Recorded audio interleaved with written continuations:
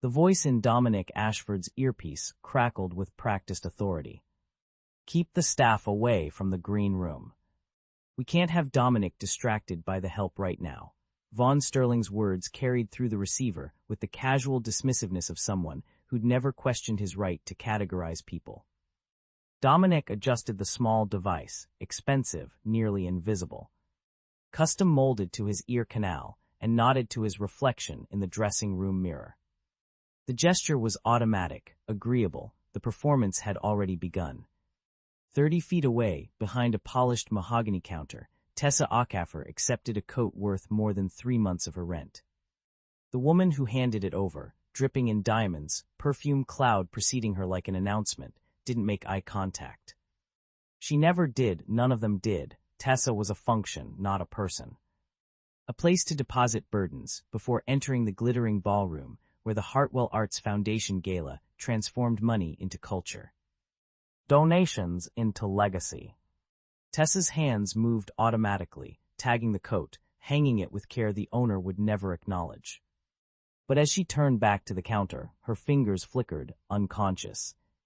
Brief forming the ASL sign for invisible, she caught herself. Pressed her palms flat against the cool wood. 3 years interpreting at Kennedy Center, a master's degree from Gala University. Letters of recommendation from conductors whose names appeared on the Gala's donor wall. All of it hidden behind a name tag that read Tessa in silver letters that might as well have read "No one important" in the green room. Dominic studied his reflection with the intensity of a man searching for cracks in his own facade. The hearing aids were good, the best money could buy, but they couldn't restore what progressive nerve damage had stolen. Higher frequencies disappeared first. Women's voices became harder to follow. Orchestral strings turned muddy. The crystalline clarity that had defined his career for 2 decades now existed only in memory, and in recordings he could no longer fully hear. He'd learned to compensate, watch lips, nod at strategic moments. Memorize speeches so perfectly that delivery seemed spontaneous. Control every variable, every environment, every interaction. The exhaustion was constant, but the alternative, admission, vulnerability, the end of everything, was unthinkable. 5 minutes to your entrance, Vaughn said, appearing in the doorway with 3 phones and an expression of militant efficiency. "Dr. Reeves wants a word before you go on, Dr." Imani Reeves swept into the room with the presence of someone who'd spent decades refusing to be diminished. Her burgundy gown caught the lights. Her silver locks framed a face that radiated both warmth and the steel of hard-won authority. Her interpreter, a young white woman with careful hands, stood slightly behind her left shoulder. "Dominic, Doctor." Reeves' voice carried the particular cadence of someone who'd learned to speak without hearing, each word precisely formed. "I wanted to thank you personally before the announcement." Announcement, Dominic's smile didn't waver. But his pulse quickened. "We've added a special segment to tonight's program, Doctor." Reeves' enthusiasm was genuine, infectious, a live Q&A with students from the Riverside School for the Deaf. They'll be asking you questions about your career, your creative process. It's exactly the kind of authentic engagement our partnership is meant to foster. The room tilted. Dominic's hearing aids picked up the change in his own breathing, shallow, rapid, and he forced himself to slow it.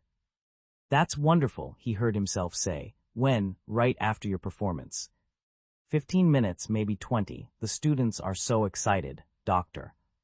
Reeves signed as she spoke, her hands painting meaning in the air with fluid grace. This is what inclusion looks like, not just playing music for deaf audiences, but creating dialogue with them. She left with the satisfied energy of someone who'd engineered something beautiful. Dominic waited until the door closed before his knees buckled slightly.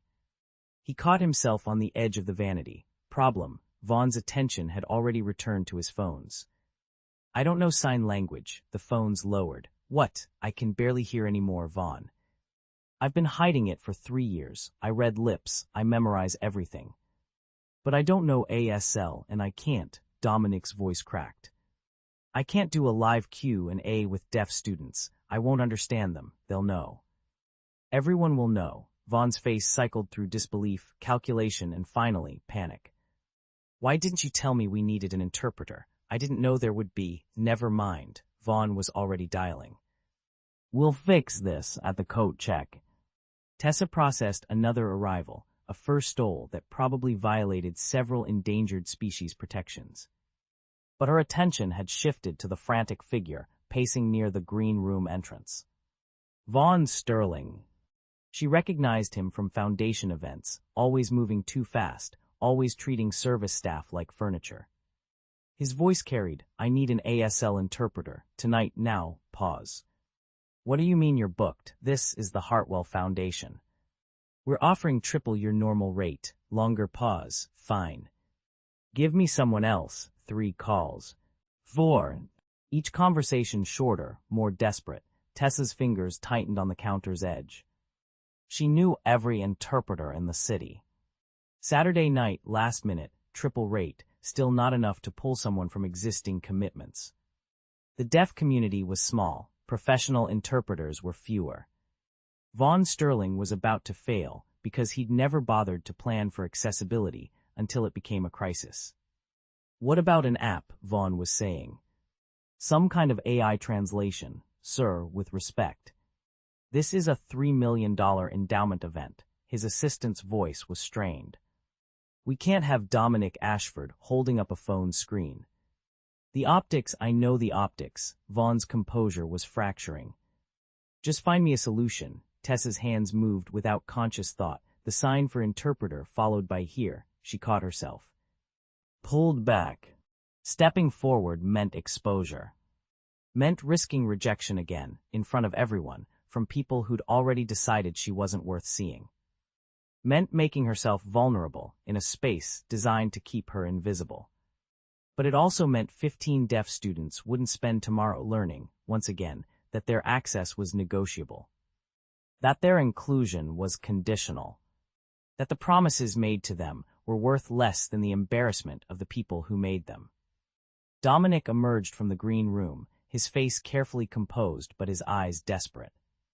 Vaughn grabbed his arm. You have 15 minutes before you're supposed to meet those kids. If we can't find an interpreter, we'll have to cancel the Q&A and make up some excuse. The optics will be a disaster. Through the ballroom doors, Tessa could see the students arriving. Keon Harris in his too large borrowed suit, hands moving in excited conversation. Faces bright with hope that this night would be different. That someone would finally see them as they were, whole, capable, worthy of being heard. Tessa's hand released the counter, her decision crystallized with the clarity of inevitability. Some silences demanded breaking. Whatever the cost, Vaughn's phone screen glowed blue in the dim hallway. His fingers jabbing at the translation app with increasing aggression. He held it up toward Dr. Reeves, the automated voice crackling through the speaker. Hello, I am needing help with. Dr. Reeves didn't bother watching the screen. Her eyes stayed locked on Vaughn's face, expression carved from stone. You're hosting an event for deaf youth with a musician who can't communicate with them. What exactly did you think accessibility meant? The question hung in the air like cigarette smoke. Vaughn's jaw tightened. We have solutions. Technology, doctor. Reeves signed the word with deliberate slowness, her interpreter voicing it a beat later. American Sign Language is a complete language with its own grammar, syntax, and cultural nuances. You're reducing it to a phone app. Tell me, Mr. Sterling, would you conduct a business negotiation through Google Translate from her position at the coat check counter? Tessa watched the exchange with the familiar ache of recognition. She'd had this conversation before, different venue, same dismissal. Different faces, same willful blindness. Her mind drifted back without permission. May 2019, Gala at University's graduation ceremony. Her mother's hand signing, proud, over and over, tears streaming down her face. The weight of her master's degree in deaf education, the gold honor cords around her neck. 3 years at Kennedy Center followed, interpreting for Yo-Yo Ma, for Renee Fleming. for Alvin Ailey performances where she'd made dance visible through her hands. She'd stood in the wings of America's premier concert hall and transformed sound into movement, music into meaning. Then her grandmother's stroke, the move home. The 300-plus applications sent to every arts organization, museum, and cultural institution in the city. The form letters that arrived like clockwork. We appreciate your interest. Not the right fit at this time. We'll keep your resume on file. Never a mention of her Gala degree. Never an acknowledgement of her Kennedy Center experience. Just polite.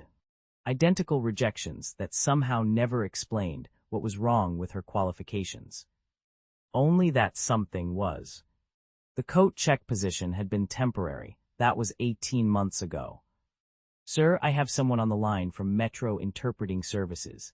Vaughn's assistant thrust a phone toward him.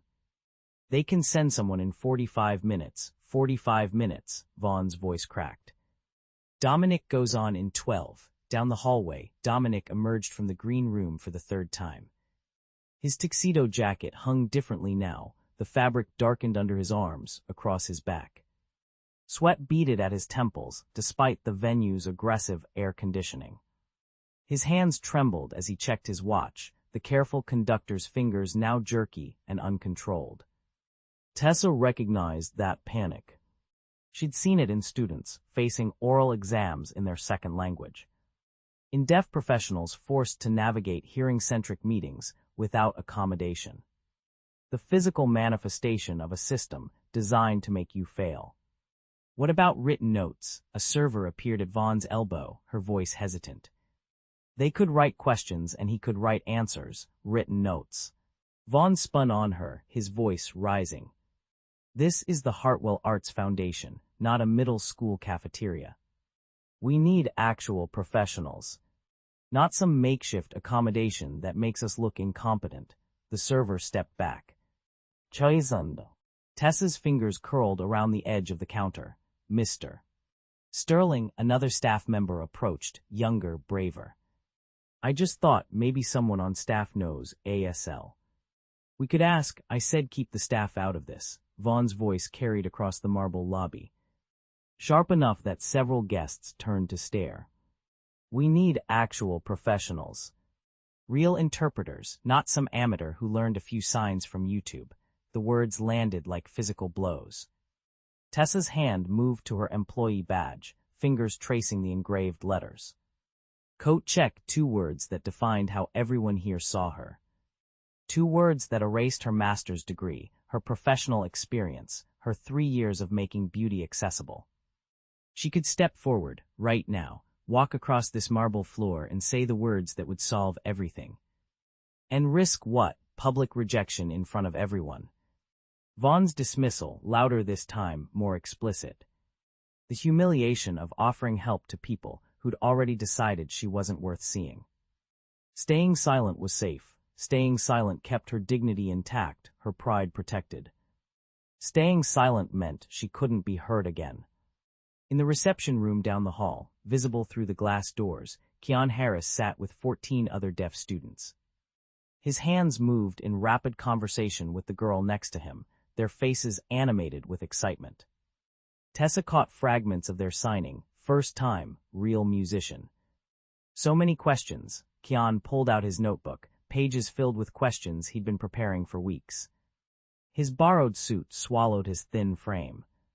But his expression carried hope that hadn't yet learned to protect itself with cynicism. Dominic leaned against the wall now, one hand pressed to his chest. His breathing came fast and shallow. The mask of confidence had shattered completely, leaving only raw terror. His manager hovered nearby, phone pressed to his ear, voice pleading, triple rate.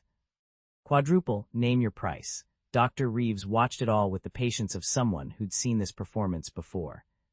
Her expression held no satisfaction, only weary recognition. This was what happened when accessibility was treated as an afterthought. When inclusion was performative rather than structural. When institutions made promises to marginalized communities without building the systems to keep them.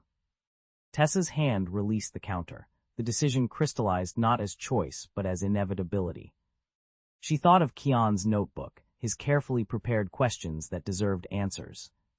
She thought of the 15 students who'd gotten dressed up, gotten their hopes up, trusted that this time would be different.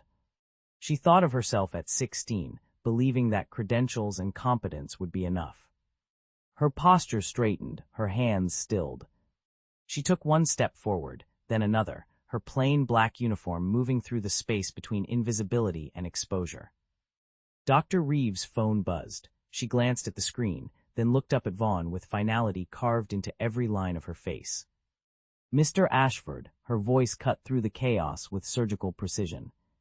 You have 5 minutes. Either you meet with these students with proper interpretation, or I'm canceling this entire gala and recommending the board withdraw the endowment. We will not participate in performative inclusion. The coat check counter felt solid beneath Tessa's palm.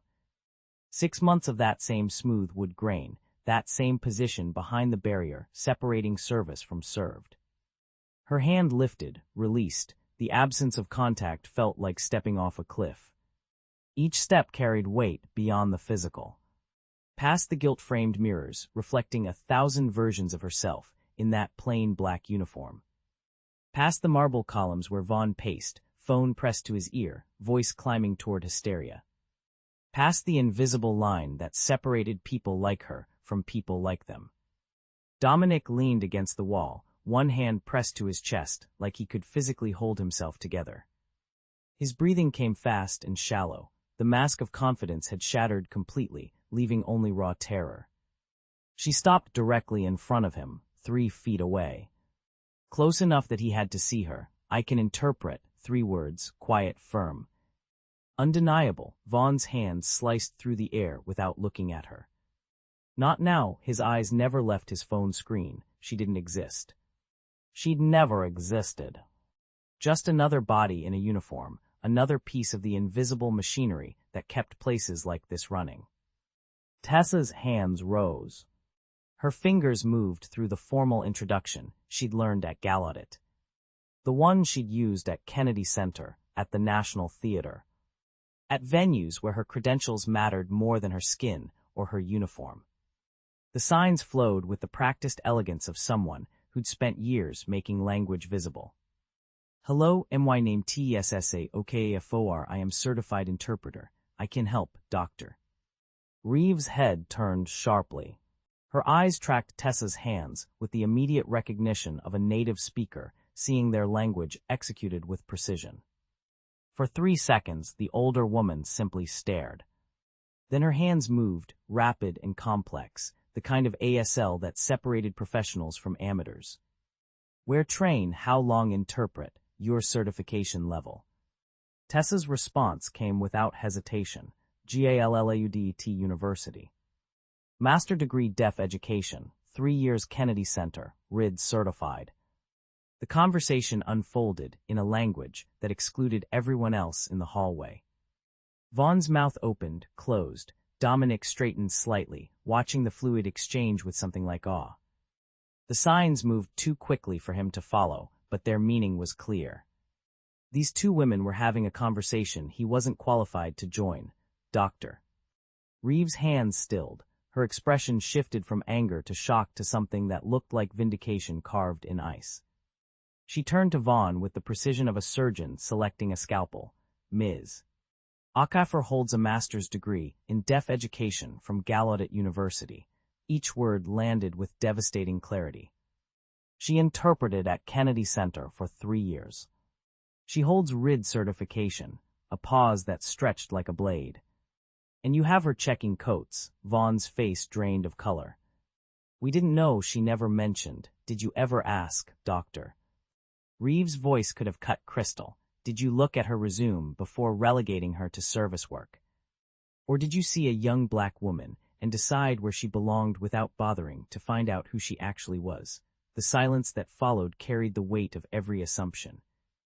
Every dismissed application. Every time Tessa had been told the position was filled or they'd gone with someone more experienced or perhaps she'd be better suited for something entry-level.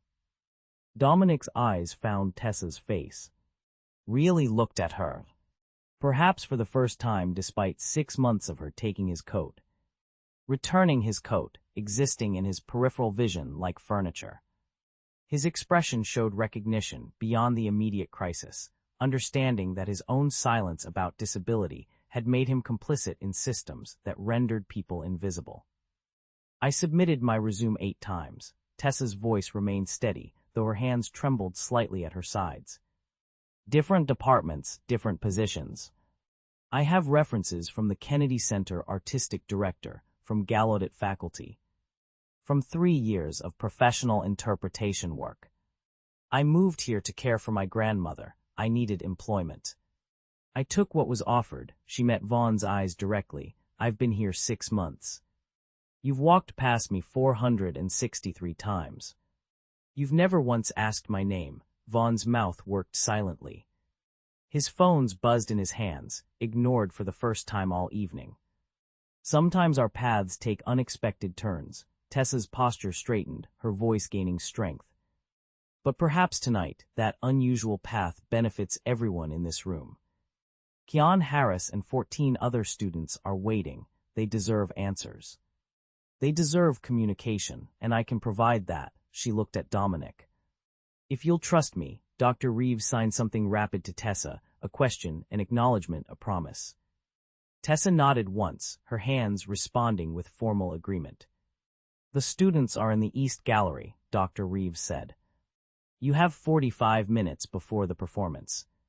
I suggest you use them wisely. Tessa turned toward the hallway. Not waiting for permission, not asking for approval.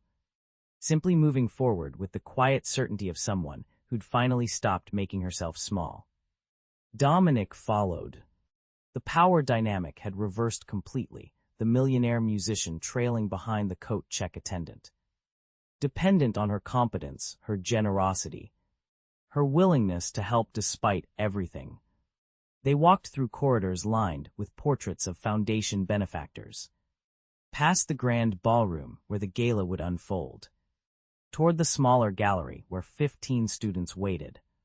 At the door, Dominic's hand caught her arm gently. His voice dropped to a whisper, raw with something that might have been shame or fear or desperate honesty. I need to tell you something. I'm losing my hearing too. Progressive loss, higher frequencies gone. I don't know if I can do this. Tessa's eyes held his. In them, he saw understanding without pity, recognition without judgment. Then let me help you be honest instead of perfect. The East Gallery felt smaller than its actual dimensions, 15 students arranged in a semicircle. Their eyes tracking every movement with the heightened attention of people who lived through vision. Crystal sconces cast warm light across their faces. Keon sat in the front row, notebook balanced on his knee. Hands poised with the nervous energy of someone about to ask the question that had kept him awake for weeks. Dominic stood at the room's center, acutely aware of his visibility. Tessa positioned herself slightly to his right, close enough for peripheral vision, but not blocking his view of the students. Her hands rested at her sides, relaxed and ready. Dr. Reeves made brief introductions, her signs crisp and formal. Then she gestured to Keon. The boy's hands moved with careful deliberation, each sign precise despite the tremor of anxiety. His face carried the grammar, raised eyebrows for the question. Slight forward lean indicating genuine curiosity rather than challenge. Tessa's voice gave sound to his signing. What advice do you have for deaf people who want to make music? The question hung in the air like a held breath. Dominic felt his carefully constructed walls crack. He'd prepared answers about perseverance, about technology, about the universal language of musical notation. Safe answers, professional answers, lies. Tessa's eyes met his. That look from the hallway, understanding without pity, returned. Her earlier words echoed, let me help you be honest instead of perfect. His voice came out rougher than intended, I'm losing my hearing. I have been for years. And I've been terrified to tell anyone, because I thought it would end my career. Tessa's hands carried his confession with tenderness he didn't deserve. Her signs moved slowly enough for impact, facial expressions, conveying not just his words, but the vulnerability beneath them. She made his shame visible and somehow dignified. The students' faces shifted. Not pity, recognition. A girl in the second row signed something rapid, eyes bright. "You're one of us," Tessa translated. The words hit Dominic like a physical blow. One of us, not the benefactor, not the inspiration, not the successful musician graciously helping the less fortunate. One of us disabled, struggling, afraid, and somehow still here. His throat tightened. "I've spent 5 years hiding it, memorizing pieces I can't fully hear anymore. Lip reading during conversations. Pretending everything's fine while the high frequencies disappeared one by one." His hands gestured helplessly. "Tonight was supposed to be about helping you, but I didn't even know sign language. I was going to stand here and talk about overcoming barriers while actively hiding my own disability." Tessa's interpretation made the contradiction visible to everyone. Her signs carried his hypocrisy and his recognition of it. Her face showing the complexity, judgment and compassion existing simultaneously. Kian signed again, faster now, excitement overcoming nervousness. "How do you compose when you can't hear all the notes?" Tessa's voice carried genuine curiosity, not challenge. Dominic laughed, the sound breaking, badly, honestly. "I've been making mistakes I can't catch, writing parts I can't verify. I've been so focused on hiding the loss that I stopped adapting to it." Another student asked about technology. Then another about tactile feedback. The questions came faster, and Dominic found himself answering honestly for the first time in years. Tessa's hands moved between his spoken words and the student's signs, creating a conversation that excluded no one. Her interpretation made the room bilingual, neither English nor ASL dominating, both languages given equal weight and respect. Behind the students, the gallery doors had opened quietly. Gala attendees filtered in, drawn by whispered reports of something unexpected happening. Board members, donors, the people whose opinions Dominic had spent years cultivating. He saw them and felt the familiar panic rise. His confession was public now. Irrevocable, but then he looked at Kian's face. At the way the boy was taking notes furiously, and something shifted. Maybe ending his career as a perfect musician meant beginning something else. Something more honest. Dr. Reeves moved to the front, her presence commanding immediate attention. Her interpreter stepped forward. And suddenly the room had 2 interpreters, Tessa and the professional working in tandem, making the moment accessible from multiple angles. "Tonight we witnessed what happens when we fail to see the talent in front of us, Dr. Reeves' voice carried the authority of someone who'd spent decades fighting these battles. Ms. Okafor's expertise was here for 6 months. She worked coat check while holding a master's degree from Gala University and 3 years of professional interpretation experience. How many others are we failing to recognize? The question landed like an accusation. Board members shifted uncomfortably. Dominic saw several glance toward the coat check counter visible through the doorway, as if seeing it for the first time. Vaughn was notably absent from the room. His phones had gone silent an hour ago.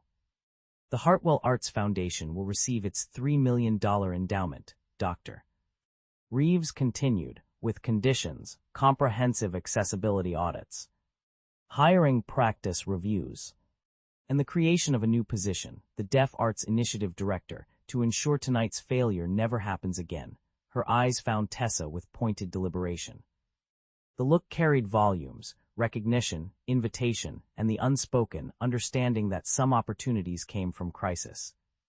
After the formal session ended, Kian approached Tessa. His signs were less nervous now, more conversational. "How did you get here?" "To this career," his face showed he meant the bigger question. "How did you survive the obstacles?" Tessa's response was honest. "I didn't always. I spent 2 years applying for positions I was qualified for and getting rejected. I took this job because I needed to pay rent. I almost convinced myself to stop trying. What changed? Tonight, I decided that being invisible was worse than risking rejection again." Her hands moved with quiet certainty. "Don't let anyone else's failure to see you make you invisible to yourself. Your talent exists whether they acknowledge it or not." Kian nodded slowly. Then signed something that made Tessa's eyes shine. You're the first deaf professional I've met who looks like me. Thank you for being visible. The gallery was emptying now. Students filing out with their teachers. Gala attendees returning to champagne and small talk. But something had shifted in the foundation's polished marble halls. Something that couldn't be put back in its carefully curated box 6 months later. Tessa stood in her new office on the 3rd floor of the Hartwell Arts Foundation. A space with actual windows overlooking the sculpture garden. Her Gala diploma hung on the wall beside her master's certificate in deaf education. No longer collecting dust in a storage box. The plain black uniform had been replaced by a charcoal blazer and professional slacks. Her name on the door reading, Director. Deaf Arts Initiative, the coat check counter felt like another lifetime. Her computer screen displayed the quarterly report.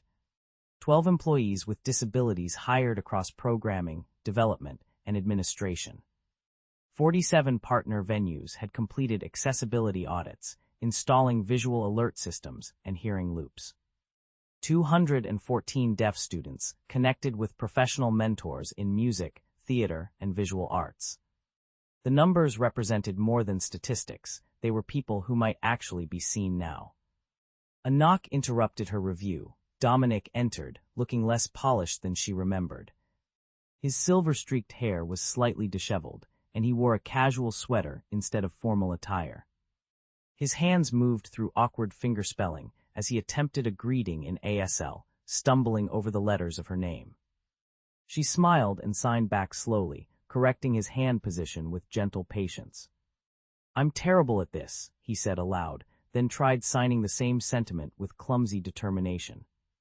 "You're learning," she replied in both ASL and speech. That's what matters. He'd been attending ASL classes for 5 months now, showing up every Tuesday evening at the community center. His instructor reported that he made every mistake possible, frustrated himself constantly, but never missed a session. The perfectionist was learning to be a beginner, and the humility looked better on him than the polish ever had. "I wanted to thank you," Dominic said, his voice quieter than his stage presence ever suggested. "For seeing me when I couldn't see myself," Tessa considered his words. Remembering the desperate man who'd finally admitted his hearing loss to a room full of witnesses. "Thank you for letting me be seen." The exchange held weight they both understood, gratitude that acknowledged transformation without pretending the path had been easy. "Dr. Reeves mentioned you're partnering with audiologists now," Tessa said. "Programs for musicians with hearing loss." Dominic's expression showed something between pride and vulnerability. "Turns out I'm not the only one hiding. We're developing adaptive techniques, technology solutions, community support. Things I wish I'd had 10 years ago instead of suffering alone. And Vaughn, gone." Dominic's tone carried no satisfaction. "Just factual acceptance." Dr. Reeves was direct about it. She said the foundation needed management that understood their values. And Vaughn clearly didn't. The termination had been quiet but absolute. No dramatic confrontation, just a contract that wasn't renewed. Sometimes accountability looked like closed doors rather than public spectacle. The current gala was smaller than last year's fundraiser, focused on program celebration rather than donor cultivation. Tessa attended as a professional now, not service staff. Wearing a navy dress and speaking with board members about expansion plans. The coat check counter was staffed by actual coat check attendants. Paid fairly and treated with basic respect, another small systemic change. During the reception, Tessa noticed a young Latina woman working the catering table, efficiently managing wine service while other servers clustered in conversation. During a lull, the woman stepped back and her hands moved through space, signing to herself with the unconscious fluency of private thought. Tessa recognized the signs immediately: music terminology, technical language about frequencies, acoustics, sound design. She approached with the deliberate attention she wished someone had shown her years ago. "You sign beautifully," she said, her hands moving through the compliment. The woman startled, then her face showed the complex mixture of hope and wariness that Tessa knew intimately. Her name was Lucia Morales. She had a degree in sound engineering from Berklee College of Music, 3 years of freelance work on small productions, and 62 rejection emails from established venues and production companies. She'd taken the catering job 4 months ago because rent didn't pay itself. "I have colleagues looking for someone with your background," Tessa said, pulling a business card from her clutch. "The Deaf Arts Initiative is partnering with theaters on accessible sound design, visual elements, tactile components, technology that expands how we experience performance. We need engineers who understand both worlds." Lucia took the card with shaking hands, her eyes scanning the title, the foundation's name. The validation that her expertise might actually matter. Around them, gala attendees circulated with champagne and conversation, walking past this exchange without noticing.